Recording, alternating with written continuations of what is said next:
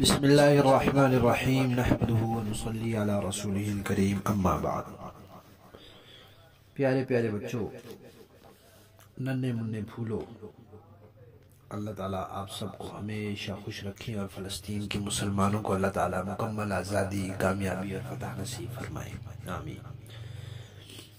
ہماری کہانی چل رہی ہے حضرت ثمامہ بن اسال رضی اللہ تعالیٰ عنہ، اور اس کے 6 حصے ہم سن چکے ہیں، آج ہے اس کا 7واں حصہ۔ حضرت ثمامہ رضی اللہ تعالیٰ عنہ عمرے کے لیے گئے اور زور سے اونچی آواز سے انہوں نے تلبیہ پڑھا، لبیک اللہم لبیک۔ اب جب مکہ والوں نے سنا تو وہ دوڑے کہ یہ کون آدمی ہے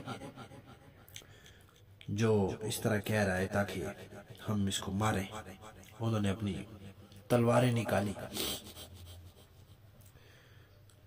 تو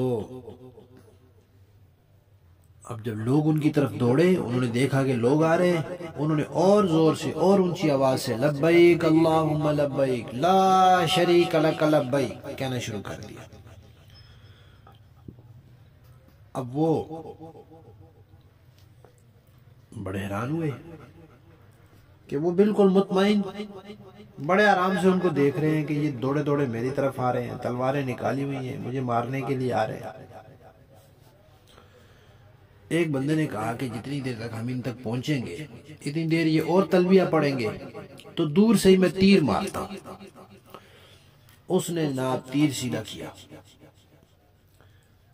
مگر لوگوں نے پہچان لیا اور انہوں نے اس کو روک دیا، کہا بھائی یہ یمامہ کا بادشاہ ہے ثمامہ، اور آپ کو پتہ ہے کہ ہمارے ہاں جو غلہ آتا ہے وہ وہاں سے آتا ہے، اگر اس کو کچھ کہہ دیا تو وہاں سے ہمارا غلہ بند ہو جائے گا، تو پھر کھانا پینا کیسے ہوگا؟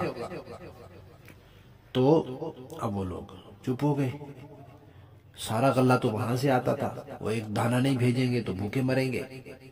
تو انہوں نے اپنی تلواریں واپس نیام میں ڈال دی اور تیر بھی اپنے ترکش میں رکھ دیے، اور آ کے ان سے پوچھا کہ ثمامہ یہ تمہیں کیا ہو گیا ہے، یہ تم کیا کہہ رہے ہو؟ تم نے کیوں اپنے بڑوں کا، باپ دادا کا دین چھوڑ دیا ہے، آباؤ اجداد کا دین تم نے کیوں چھوڑ دیا؟ تو کیوں بے دین ہو گئے ہو؟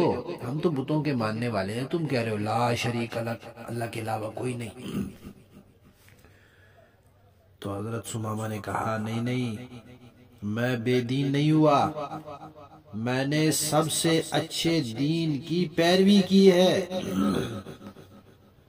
اور پھر انہوں نے کہا کہ تم سن لو، تم اس دین کی وجہ سے مجھے کہہ رہے ہو، اتنے اعلیٰ دین کی وجہ سے مجھے کہہ رہے ہو کہ میں بے دین ہو گیا ہوں، تو پھر سن لو، میرے یہاں سے واپس جانے کے بعد اللہ کی قسم، وہاں کعبہ شریف تھا نا سامنے، تو کہا اس گھر والے کی قسم، میرے یہاں سے جانے کے بعد یمامہ کی پیداوار کا کوئی ایک دانہ، گندم کا ایک دانہ بھی تمہارے پاس نہیں آئے گا، جب تک تم لوگ نبی پاک صلی اللہ علیہ وسلم کے دین پر نہیں آ جاؤ گے۔ اب وہ خاموش ہو گئے کیونکہ کھانے پینے کا مسئلہ تھا۔ تو حضرت ثمامہ نے ان کے سامنے نبی پاک صلی اللہ علیہ وسلم کے سکھائے ہوئے طریقے کے مطابق عمرہ کیا، اور جو جانور لیے تھے وہ پھر انہوں نے بتوں کے لیے نہیں ذبح کیا، اللہ تعالیٰ کے نام پر قربانی کی۔ ویسے تو عمرے کی قربانی نہیں ہوتی، لیکن عرب لوگ جب وہاں جاتے تھے تو وہ کہتے تھے ہم اللہ کے نام پر وہاں جانور قربان کریں گے، زیادہ ثواب ملے گا۔ تو اس طرح پھر وہ عمرہ کر کے واپس اپنے علاقے میں چلے گئے۔ پھر کیا ہوا؟ پھر انشاءاللہ ہم کہانی کے اگلے حصے میں سنیں گے۔ ہماری کہانی حضرت ثمامہ بن اسال رضی اللہ تعالیٰ عنہ کا 7واں حصہ ختم۔